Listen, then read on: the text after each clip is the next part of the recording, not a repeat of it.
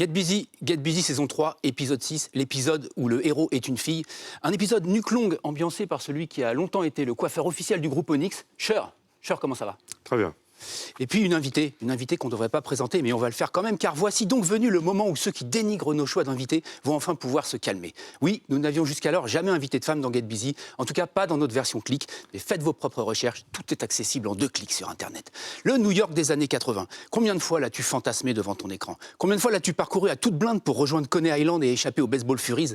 Combien de fois avec ton binôme Da Silva, tu as cavalé dans ces rues pour tenter de serrer Wolfgar? Combien de fois après avoir vu Wild Style, tu es arrivé de descendre avec Lee pour en cartonner ses métros? Mais tu étais en France, tu regardais Silas, l'homme qui tombe à pic et pose café. Dans un autre genre, c'était bien aussi, mais bon.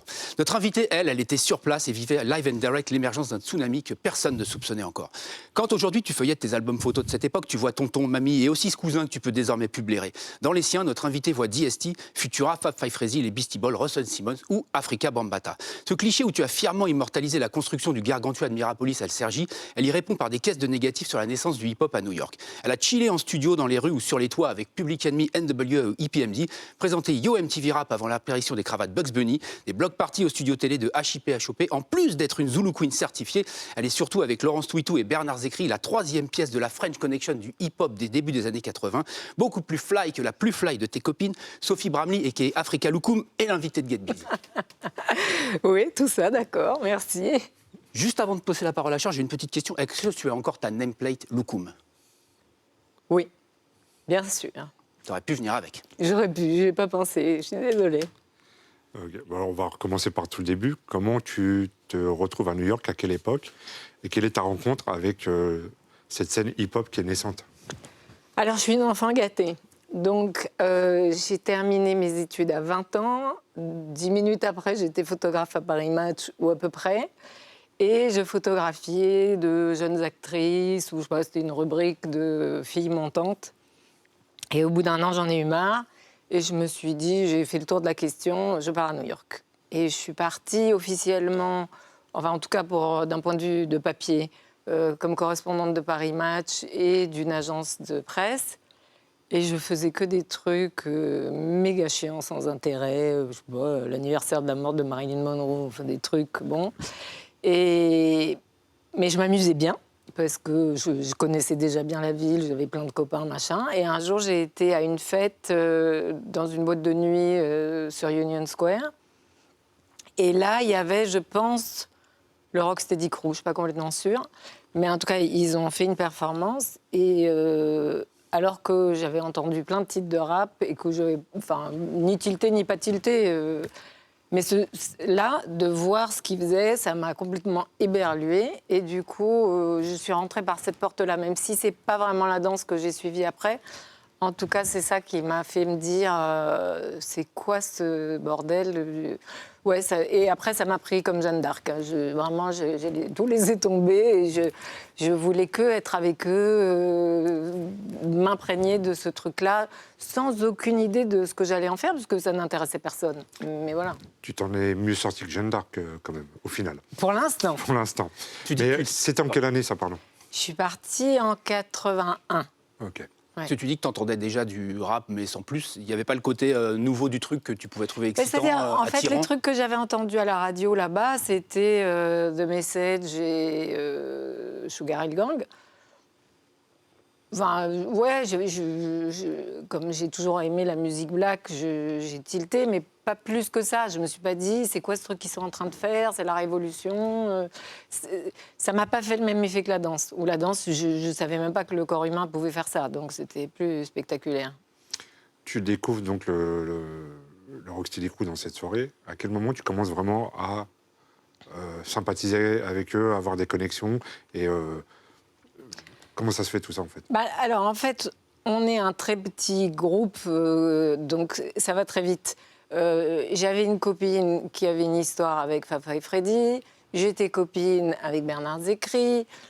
Tout ça était en train de monter, de s'articuler de tous les côtés. Donc, c'est allé très vite parce que, en fait, il faut imaginer que...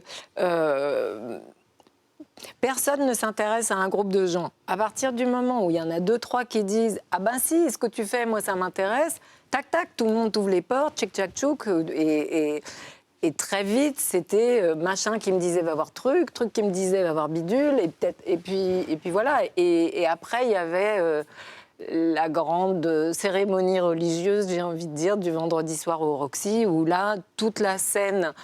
Alors, le monde était scindé en deux. Hein. Il y avait d'un côté tout ce qui était Zoulou et Bambata, et de l'autre, la scène autour du Disco Fever et Flash. Plus compliqué d'accès pour les gens qui habitent à Manhattan. Donc moi, ma religion, elle était au Roxy. Et là, il y avait tout le monde. Donc... Justement, dans tes photos, très, très, très vite, les trucs qu'on voyait, tu avais beaucoup de photos dans le Bronx. Et donc c'est un endroit où même la plupart des gens de Manhattan ne mettaient pas les pieds, tu vois, ou même des gens d'autres quartiers. Parce que le Bronx, vraiment, de l'époque, c'était un quartier dévasté. Ouais. C'était même le symbole de la misère en Amérique, Ouais. le Bronx. Et toi, est-ce que tu pouvais t'y balader si facilement que ça, ou tu avais quand même besoin d'être un peu accompagné, ou comment ça se passait?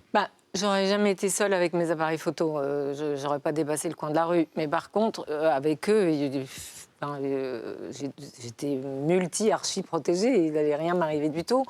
Je me suis jamais ni posé la question, ni inquiétée, ni quoi. Mais parce que tout simplement, je savais que seule, je n'irais pas très loin, mais que eux étaient archi-protecteurs avec moi. Mais archi-protecteurs. Tu le disais dans une interview d'ailleurs que même en France, ce monde social-là, un petit peu défavorisé, tu ne l'avais pas du tout côtoyé en fait. Il a fallu que tu arrives aux États-Unis pour voir cette misère. Mais pas du tout. Moi, je suis une petite bourgeoise, jamais sortie de Paris avant d'arriver à New York. J'avais jamais mis les pieds en banlieue. Je ne savais pas ce que c'était. J'imagine que les parents veulent toujours protéger leurs enfants, que j'étais une fille, j'en sais rien, je ne sais pas quelle connerie. Mais en tout cas, quand je suis arrivée dans le Bronx, je ne me suis pas dit « Waouh, je suis en banlieue ». Ça n'avait aucun sens. C'était la continuité de ce que j'étais en train de faire. Je n'étais pas en train de me dire que j'avais fait des prouesses ou je ne sais pas quoi. Non, j'étais allée voir mes copains, point barre. Donc, Parce qu'il y a pu avoir souvent ce côté-là, c'est-à-dire que tout ce qui est un peu misère sociale en France, tu la fuis, et il y aurait un petit côté un petit peu exotique à aller la voir à New York, c'est pas pareil. c'est vraiment dégoûtant. Je suis d'accord avec toi. Ouais. Je me suis jamais vue comme ça. Toute petite, j'ai trouvé très difficile la misère sociale, les rares fois où je l'ai rencontrée en voyageant. Je ne peux pas la mettre en scène. C'est pas un truc qui ni m'intéresse, enfin, ça me dégoûte de faire ça. Non. Tu expliques, et c'est ce que Bernard Zécry expliquait aussi, c'est qu'en fait, pour les grands théoriciens d'un grand complot, d'une mainmise de je ne sais qui sur je ne sais quoi, en fait, tout ça est très spontané, tout ça va très vite. Ouais. Comme nous ici, en fait, en vérité, c'est pareil. À partir de, on va dire, l'après-Sydney, tout s'enchaîne très vite entre Dynastie, le terrain, le globo, et tout se forme comme ça à une vitesse qu'en fait, dans le temps, c'est 2-3 ans, quoi, et tout va vite comme ça aussi. Et à quel moment, donc, tu découvres cette scène-là, et au moment où tu commences vraiment à les côtoyer, être emporté par ça, et faire partie même, presque? Le truc bizarre, c'est que ça a été beaucoup plus fort en France à partir de Sydney que ça ne l'était aux États-Unis. Ça restait un truc underground. Le truc ouvert, c'était que le monde des artistes à Soho était perméable à ça, que, je sais pas, Freddy m'a raconté par exemple que beaucoup de portes se sont ouvertes grâce à Talking Heads parce que ils ont parlé, y compris à Jean-François Bizot, de ce qui était en train de se passer à New York, qui du coup a envoyé Elisabeth Day, puis Bernard, puis plein d'autres gens, etc. Donc ici, il y a une curiosité culturelle, et puis à l'époque, en tout cas, il n'y avait pas de barrage. Enfin, c'était l'époque des SOS Racisme, quoi. Donc tout le monde était très ouvert à tout. Alors qu'à New York, la ségrégation, c'était un truc mais vraiment atroce. On avait beau dire que ça n'existait pas. Si je voulais prendre un taxi avec DST, il fallait que je lui demande de... Enfin, c'était lui d'ailleurs, moi jamais j'aurais pensé, qui m'a dit « Non, il faut que je me cache au coin de la rue » parce qu'un chauffeur de taxi noir ne s'arrêtait pas pour prendre un noir en jogging et basket. Alors, arrivant de France, c'est juste absurde, mais le type qui est au volant de la voiture est de la même couleur de peau que toi. C'est quoi son problème? Eh ben, les baskets et les joggings, à l'époque, c'était un truc de Kaira, et donc, no way. Donc, c'était très curieux venant de France, ce truc-là. Moi, j'avais beaucoup de mal à m'habituer à ça, mais après, cette toute petite scène était archi familiale.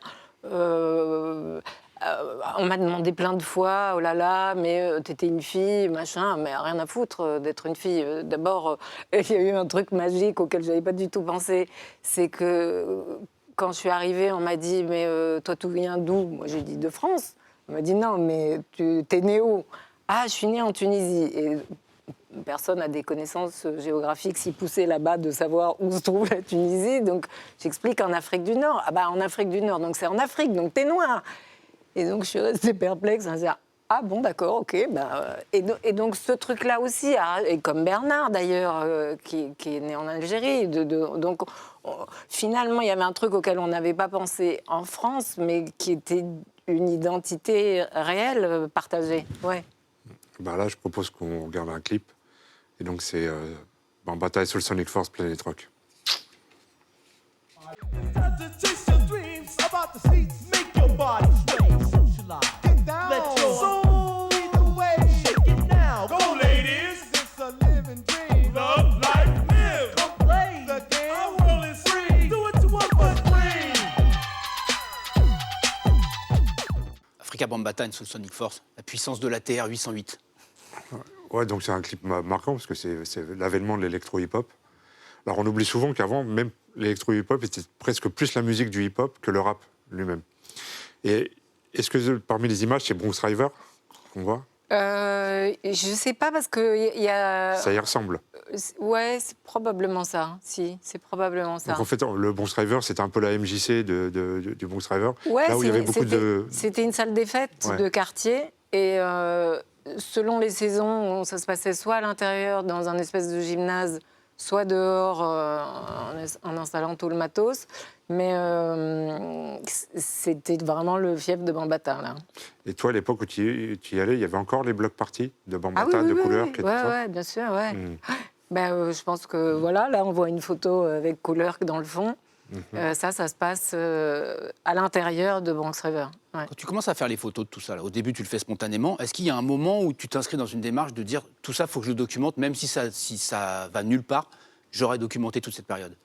En 83, ma mère m'appelait le Bernard Palissy de la photographie. J'ai vendu tout ce que j'avais pour arriver à photographier beaucoup plus systématiquement tout ce qui se passait. Parce que alors, pour le coup, aux États-Unis, ça commençait à devenir quelque chose.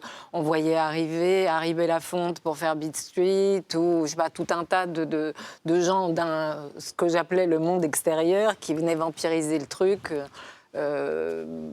Parce que, voilà, on sentait que c'était une culture, en tout cas quelque chose d'émergent qui pouvait devenir éventuellement à la mode et chacun voulait prendre un petit bout du gâteau. Est-ce que tu avais déjà des connexions avec d'autres gens qui documentaient le hip-hop? C'est-à-dire, par exemple, Henri Chalfant et Martha Cooper? Bizarrement, je pense qu'on a dû se trouver plein de fois au même endroit, au même moment, mais on ne s'est jamais croisés. D'autant plus qu'eux, ils étaient très spécialisés sur les trains. Et moi, j'ai photographié des graffiti artistes chez eux parce que ça m'intéressait. J'ai été une fois dans les yards avec Dondi, mais c'était pas ma folie. Alors, je suis très française dans le sens où moi, j'aime les gens et j'aime l'intime. Donc, autant les trains, ça pouvait pas être mon sujet, mais surtout, je me suis rendu compte longtemps après que les photos des photographes américains qui ont pu photographier les gens de cette époque, ils avaient tendance à les mettre en scène de la façon la plus flamboyante possible. C'est très américain dans la période, enfin, dans le moment où on est star. Et moi, ce que j'adorais, ce qui me faisait hurler de rire, c'était qu'ils habitaient tous chez leur mère, qu'ils avaient déjà fait des gosses qui eux-mêmes habitaient chez les grands-parents. Par la grand-mère. Voilà, ouais. Enfin, c'était un espèce de bordel. Et puis, il y a même des trucs que j'ai réalisés bien après, mais l'idée que Roxane Chanté avait 14 ans, qu'elle allait à l'école, qu'elle avait acheté une Cadillac et qu'elle n'avait pas le permis de conduire. Enfin, je sais pas, tous ces trucs-là, ça me régalait. C'était de ça que j'avais envie de me nourrir. Alors pour ceux qui ne savent pas, Roxane Chanté, c'était la première rappeuse produite par Marley Marl, donc une des fondatrices du Juice Crew, qui est un groupe dans lequel il y avait Big Daddy Kane, Kool G Rap et tout ça. Et qui a instauré toute la série des Roxanne, Oui. des Clash. Il y a eu la réponse de UTFO, après il y avait la portoricaine de Real Roxanne, il y avait tout ça. Et la battle aussi avec BDP et RS1 et tout ça. Voilà. Bon, c'était pour faire mon singe savant. Et je disais que tout ce que tu, je voulais dire, tout ce que tu évoquais des graffiti artistes qui vivaient chez leur mère avec un enfant à droite, machin, etc. C'est tout ce qu'on voit dans White Style ou dans Beat Street. Oui, absolument. Absolument. Situation un peu chaotique. Ouais. En 82-83, le hip-hop arrive en France et toi, tu fais beaucoup le pont, tu sers beaucoup à faire la liaison, comme Bernard Zécry, tout ça, avec Sydney, avec tout ça. Comment tu vois l'arrivée et l'émergence de ça en France par rapport à ce que toi, tu connaissais des États-Unis? Alors, en 82, je suis pas venue. Il y a eu la fameuse tournée qu'a organisée Bernard. Moi, j'étais pas là. J'ai commencé à faire des allers-retours fin 83. L'époque de Radio 7. Ouais, Radio 7, Sydney. Déjà, je comprenais rien. Je me disais, mais très souvent, j'arrivais avec une pile de disques qui était sortie, je te dis n'importe quoi, le lundi. Et j'étais le mercredi avec lui, il avait déjà les disques. Je me disais, mais comment ça marche quoi? Je comprenais rien au truc, ça me fascinait. Et puis alors, le changement d'échelle était super impressionnant. Pour moi, qui voyais tout ça dans des univers quand même très cachés, bric-à-brac, machin, etc., d'arriver à Radio France, dans tout ce marbre, de voir plein de gosses en train de breaker au milieu de la nuit avec la radio livrée à eux-mêmes, c'était un décalage assez spectaculaire. Ouais. Donc ça a commencé avec Radio 7 et puis ça s'est accéléré évidemment quand il y a eu l'émission de télé, mais aussi parce que moi je me suis retrouvée mise à la porte de chez moi à New York parce que apparemment je recevais trop de noirs et c'était pas bon pour le standing de l'immeuble. Et donc d'un côté j'étais virée avec perte et fracas, de l'autre ça démarrait ici. Donc j'ai fait beaucoup d'allers-retours sans trop savoir où j'habitais jusqu'à un moment donné où ça n'a plus fait de sens et clairement, il se passait beaucoup plus de choses intéressantes en Europe qu'aux États-Unis. Donc, j'ai été tout d'un coup plus ici. Tu dis que tu n'étais pas là en France quand il y a eu la fameuse tournée organisée par Bernard Zécry. Donc, toi, tu étais resté à New York. Est-ce qu'il y avait un écho de ça à New York, dans le petit milieu, de dire, voilà, il y a tout un tas de gars qui sont partis à Paris, en Europe, faire une tournée? Qu'est-ce qui se passe? Alors, en fait, je ne sais pas comment expliquer ça bien, mais je trouve que DST, c'est un bon exemple. Par exemple, à ce moment-là, il est venu en France et il est aussi allé au Japon. Il y avait des gens qui commençaient à regarder un petit peu avec curiosité ce truc-là. DST, quand il est rentré du Japon, je lui ai volé les photos qu'il avait faites parce que j'étais fascinée. J'avais jamais imaginé de voyager comme ça. Lui, il a pris sa grosse plaque avec son nom qu'il a photographié dans sa chambre d'hôtel avec des hyènes posées tout autour. C'était, voilà, ça s'est passé autour de sa plaque qui a voyagé. Et par exemple, à l'époque, parce que c'était des gosses, l'idée, c'était pas tellement de se dire, tiens, c'est génial, d'autres pays du monde sont réceptifs à notre culture. L'idée, c'était de se dire, au Japon, je me suis acheté des fringues que personne n'a à New York, je vais pouvoir frimer avec. Je ne sais pas si je vous l'ai envoyé, mais j'ai une photo, par exemple, de Rick Rubin et Africa Islam. Islam, il est déguisé en japonais avec des trucs SM, enfin, c'est tout et n'importe quoi. C'était ça qui était le truc qui les mettait en joie. Et par exemple, DST, quand il a touché son premier chèque pour Crazy Cuts, Caracos lui a demandé s'il préférait un chèque ou autre chose. Et il lui a dit non, je ne veux pas d'argent, je veux le blouson de Michael Jackson, qui à l'époque coûtait cher. Et, voilà. Et donc, c'est des décalages de gosses. C'est des gens... Enfin, on ne peut pas attendre de quelqu'un, en tout cas à l'époque, qui a 15, 16, 17 ans, d'avoir une vision, ne serait-ce que de penser qu'il y a un avenir à cette culture. C'est juste de l'instantané où tu as des petites récompenses qui te permettent de frimer. Et frimer, c'était quand même le cœur du truc, pour nous tous. Bah là, justement, on va regarder le clip de DST.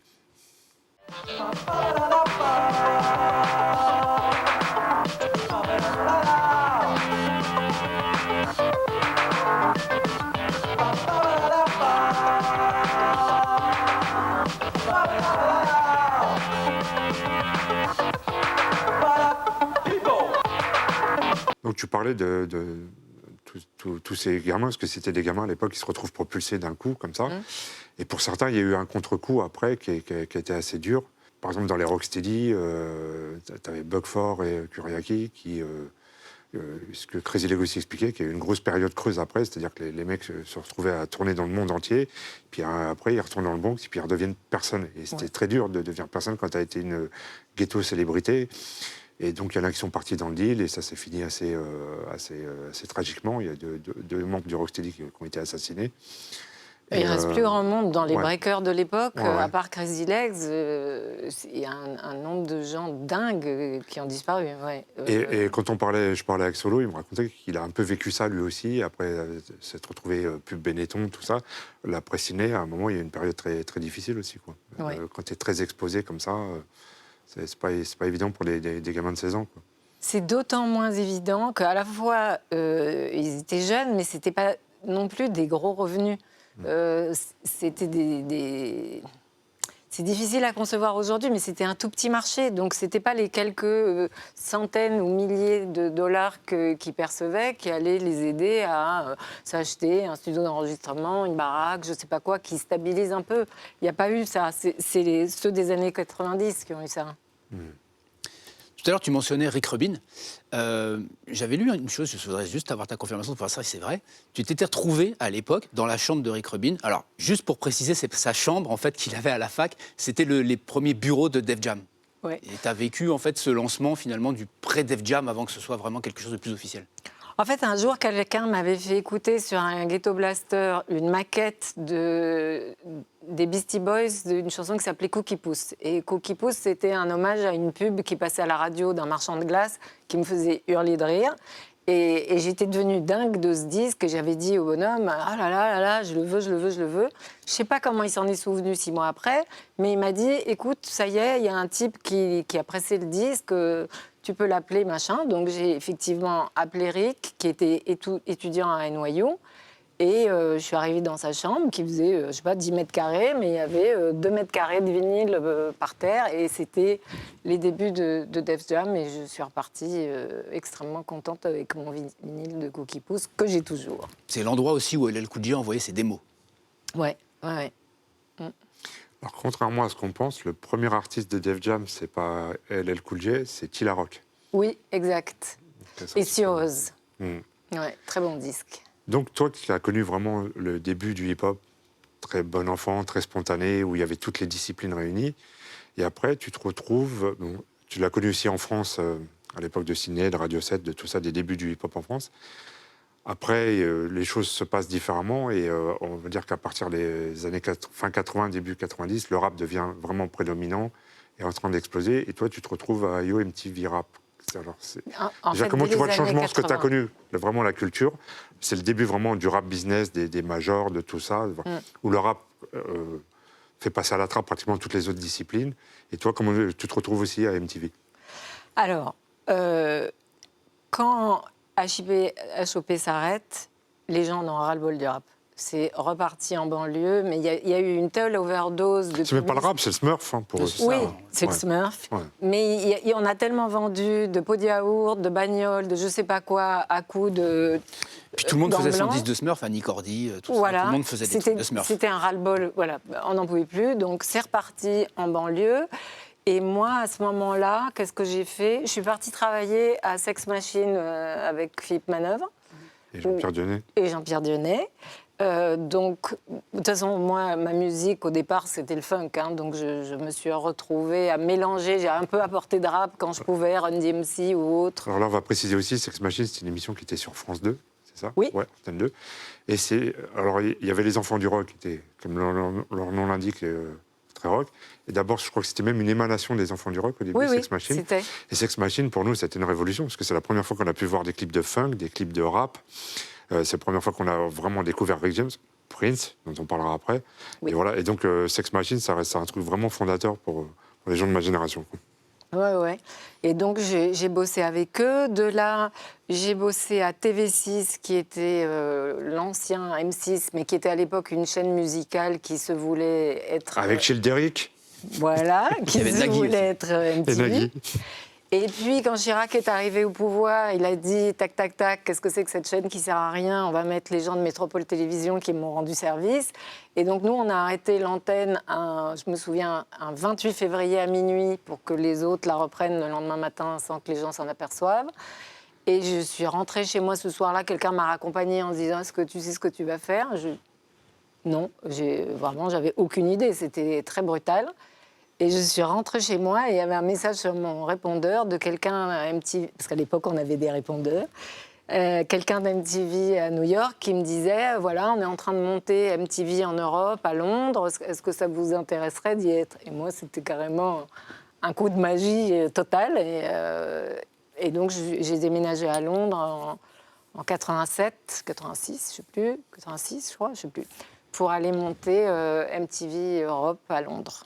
Alors justement, je te parlais de cette transition vers le rap qui devient vraiment prédominant. Quand on parlait avec Bernard, il me disait que lui, bon, au bout d'un moment, ce qui était en train de devenir le rap, ça lui parlait pas trop, c'était un peu trop violent, c'était pas ce qu'il avait aimé dans le début du hip-hop des débuts des années 80. Là, on parle de fin 80, début 90. Le rap, c'était le début aussi du gangsta rap, de plein de choses comme ça. Et lui, ça lui parlait beaucoup moins. Est-ce que toi, par contre, tu n'as pas eu ce problème? Ah, moi, j'ai adoré. J'ai adoré. Non, pas du tout pareil. Alors, le coup de bol génial, parce que je ne voudrais pas m'attribuer le mérite d'avoir inventé Yo MTV Rap, c'est que quand je suis arrivée à Londres, l'américaine qui était directrice de l'antenne avait bien vu sur mon CV qu'il y avait un long passage dans le rap et elle m'a dit « Mais puisque tu connais si bien le sujet, pourquoi tu ne fais pas une émission de rap ?»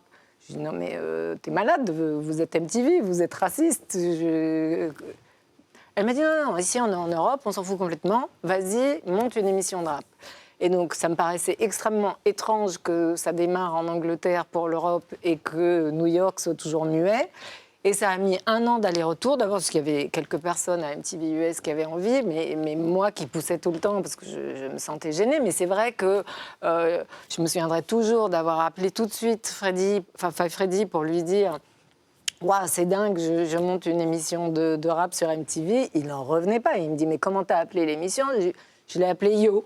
Il me dit « Mais comment ça, Yo ?» Et qu'est-ce que tu dis quand tu démarres? Je dis « Yo, what's up ?» Et il n'en revenait pas, c'était un truc fou, quoi. On n'arrivait pas à réconcilier les deux images. Mais moi-même, j'ai été très étonnée, mais extrêmement heureuse de faire ça. Et très fan de... Alors moi, pour le coup, contrairement à Bernard, j'adorais le gangsta rap. J'étais dingue de NWA, j'étais dingue de toute la scène californienne, Ice-T, mais aussi les filles. JJ Fad, c'était vraiment génial. Moi, j'adorais. Terry B, je sais pas, il y avait une scène... En fait, moi, le truc qui me plaît le plus dans le rap, c'est l'énergie que ça m'apporte. Et j'ai trouvé que le gangster rap augmentait l'adrénaline. C'est en quelle année le début de Yo MTV Rap en Europe? Alors, je crois que j'ai commencé en octobre 87 et que ça a démarré aux États-Unis un petit peu moins d'1 an plus tard. Je crois que ça devait être septembre 88, un truc comme ça. Justement, quand tu parles de ces années-là, pour moi, 88-89, c'est des années folles dans le rap. C'est des années où il y a énormément de classiques. C'est vraiment que là, le rap prend une autre dimension. Et nous, en tant qu'auditeurs, on savait qu'on écoutait la musique qui était la plus intéressante au monde à ce moment-là, en 88-89. Déjà même à partir de 86, mais avant 88-89, c'était vraiment autre chose. 86, c'est pile le début du gangsta rap, en fait. Et donc, c'est vrai que c'est toute une nouvelle vague, tout un nouveau son, une nouvelle énergie. Et franchement, mes 4 ans à Yo ont été fabuleux. Moi, j'étais vraiment une princesse en mon royaume. Voilà. Je le disais au tout début, que tu chillais sur les toits, les studios et tout ça, mais c'est vraiment ça. Alors les images sont un petit peu difficiles à trouver maintenant sur YouTube, etc. C'est un peu censuré parce que ça appartient à Viacom, je crois, ou quelque chose comme ça. Toujours est-il qu'on te voit vraiment, on te voyait en studio comme si tu étais avec des potes, quoi, à la décontracte. Je sais plus quelle interview tu fais où vous êtes assise dans le coffre de la bagnole, je crois. Je sais pas si c'est pas IPMD ou un truc comme ça. Ouais, et c'est vrai que j'ai jamais aimé et je ne me voyais pas faire de la télé de manière très protocolaire et certainement pas dans le rap. Donc c'était extrêmement informel et régulièrement ça m'est arrivé que des artistes à la fin de l'enregistrement d'émission me disent qu'est-ce que tu fais, où on va? Je dis non mais c'est fini. Mais comment ça c'est fini? On n'a fait que papoter. Je dis oui mais c'était ça mon idée de la vie. Et donc, ça surprenait parce que c'était pas ce qui se faisait, mais je voyais pas pourquoi j'aurais fait les choses autrement, en fait. Et je pense que je communiquais beaucoup d'autres choses en parlant comme on parle à ses potes. Voilà. Là, je propose qu'on regarde un clip qui traduit un peu cette époque-là. Des gens que tu as reçus, c'est les Jungle Brothers. Oui. Educated man from the motherland. You see, they call me a star, but that's not what I am. I'm a jungle brother, a true blue brother. And I've been to many places you'll never discover. Step to my side, suckers run and hide. Africans in the house, they get petrified. You wanna know why? I'll tell you why. Because they can't stand the sight of the jungle. À quel moment c'est Fafa Fuli qui récupère le bébé? Tout de suite après, 1 an plus tard, quand ça démarre aux États-Unis, c'est évidemment à lui qu'ils ont pensé, et heureusement, parce que c'était la personne idéale. Et ça a été un carton monumental. Parce que, encore une fois, c'était tellement improbable que ça arrive à MTV. Et aussi, la vraie différence, c'est qu'aux États-Unis, tout est local. Il n'y a pas de radio qui couvre. National. Donc, tout d'un coup, c'était la première fois que ça pouvait vraiment inonder toute l'Amérique d'un coup. Et c'était spectaculaire. C'est sûr qu'à l'époque, il n'y avait que BET, MTV. BET, hélas, ne couvrait que ceux qui voulaient bien voir. Et alors que MTV arrosait tout le monde. Donc, ça a Vous été n'avez pas été fâché à un dingue. moment, toi, les Fafa Fuli? Ah non, jamais. Non, jamais. Ok. Il À présentera, cause de ça? Ah non, pas du tout. Ok. il présentera avec Dr. Dre, un Non. autre Dr. Dre. Alors, en fait, lui, il présentait l'émission Hebdo, et comme ça a été un tel succès, ils ont fait en plus une émission quotidienne qui était présentée par un autre Dr. Dre avec un Ed Lover. Ed Lover, c'est ça. Voilà. Dr. Dre et Lover. Et c'est le Dr. Dre de Original Concept qui a fait plein de prods, qui a été le DJ des Beastie Boys aussi, et qui a fait beaucoup de productions pour Def Jam. À quel moment ça s'arrête pour toi, MTV? Alors, ça s'arrête quand, fin 90, je crois, on me dit ah, ça suffit, c'est ridicule de produire 2 fois la même émission, une fois en Europe et une fois aux États-Unis. On arrête la tienne. Je dis merci pour la reconnaissance, c'est vraiment trop sympa. Ils insistent pour que je reste, parce que malgré tout, je faisais aussi plein d'autres choses dans la chaîne. Et je suis restée quelques mois, et après, je me suis dit non, mais vraiment, je ne vais pas. J'ai l'impression de recevoir une paire de claques chaque matin, quoi. Je m'en fous. Donc, je suis rentrée. J'ai accepté un job dans une maison de disques en pensant que ça allait être très provisoire, que c'était juste le moyen de rentrer en France. Et là, j'ai travaillé avec Assassin. Et donc, je n'ai pas tout de suite arrêté le rap, mais je pense que Assassin a été le début de la fin de cette période pour moi. Oui, ça n'a pas été une partie de plaisir. C'était à l'époque du Maxi Note, mon nom sur ta liste. Oui, absolument. Et j'étais évidemment super contente de travailler avec Solo, et c'était ça qui, au départ, m'avait... J'aime pas trop, moi, ce solo. Bah dis donc, ça va pas, non? Non, j'étais très contente de travailler avec Solo. Et il se trouve que bon, tout ça a vite dégénéré. Et ça a été pour moi la fin. Enfin non, c'est pas vrai, parce qu'après j'ai travaillé avec la Clica.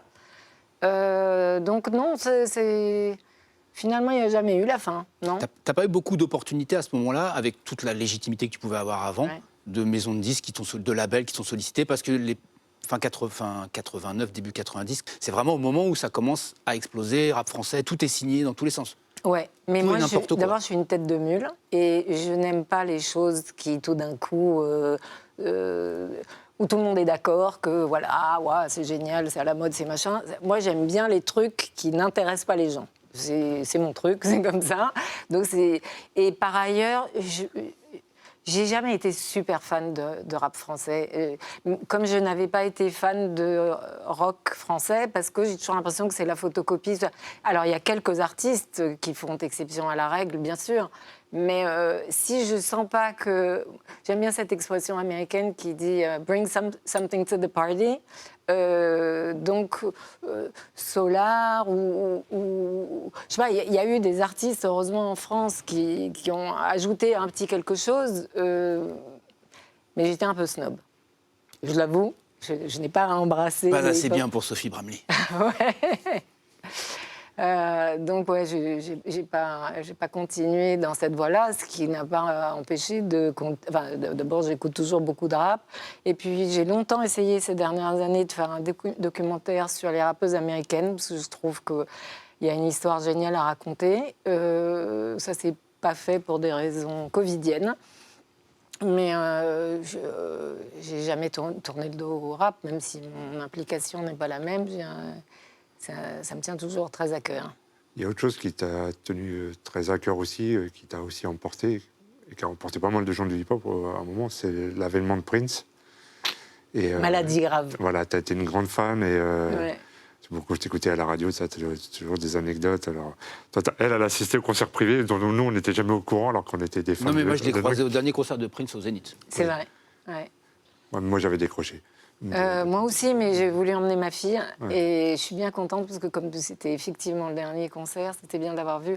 Parce que toi, ouais, tu as réussi vraiment à rentrer dans ça, parce que c'était encore beaucoup plus dur que de rentrer dans le hip-hop, de rentrer beaucoup dans le plus dur. de Beaucoup Prince. plus dur, mais j'ai eu Tu un connaissais coup de- Marie-France, celle qui faisait ses costumes. Et, Alors, c'est pas du tout pareil, en fait. C'est arrivé d'une façon la plus improbable du monde. J'ai été un 15 août ou quelque chose comme ça à Paris avec Ankelo, pour ceux qui connaissent Toxic. On était au bain-douche où il n'y avait pas un rat, ou je sais pas, très peu de gens, c'était pas terrible, machin. On s'est dit, bon, allez, on va aller voir au Palace, ça va être mieux.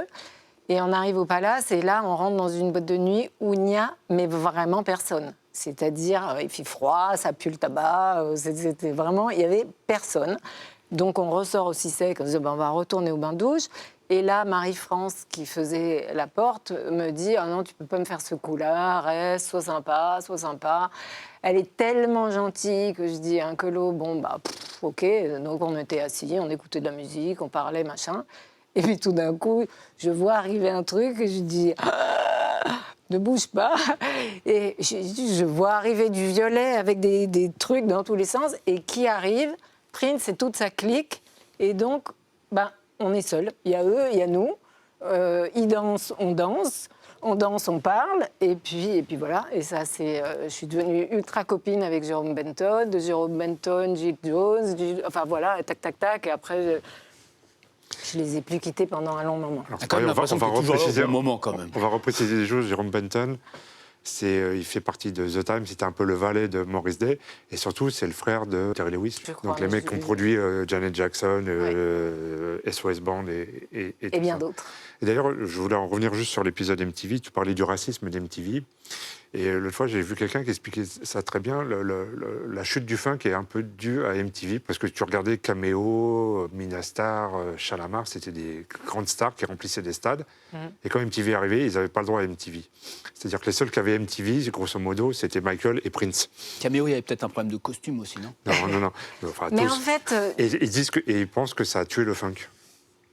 c'est possible, mais je ne suis pas sûre que ça soit la seule raison, parce qu'il y avait des choses dans cette Amérique raciste absolument insupportables. Par exemple, les Noirs n'étaient pas payés en concert. Les promoteurs ou les propriétaires de salles considéraient que ça faisait de la pub pour vendre des disques et que ça suffisait. Il y avait une asymétrie dans le fonctionnement pour les uns et pour les autres qui était juste spectaculaire. Alors peut-être que MTV, c'était la cerise sur le gâteau, ça c'est possible, mais Et c'est vrai qu'au début d'MTV, à part Prince et Michael Jackson, je crois que c'est même Rick James qui expliquait ça. Ouais. Que Rick James n'avait pas le droit à MTV. Non, Alors que personne. c'était une superstar.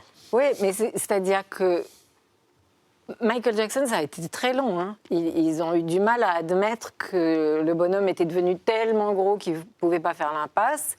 Et Prince, ça a été un tel truc. Enfin, on ne pouvait pas échapper à Prince, ça c'est vrai. Mais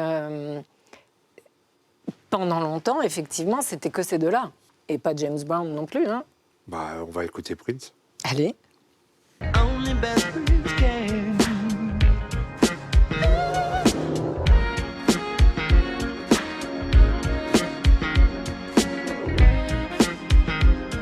If I was your girlfriend,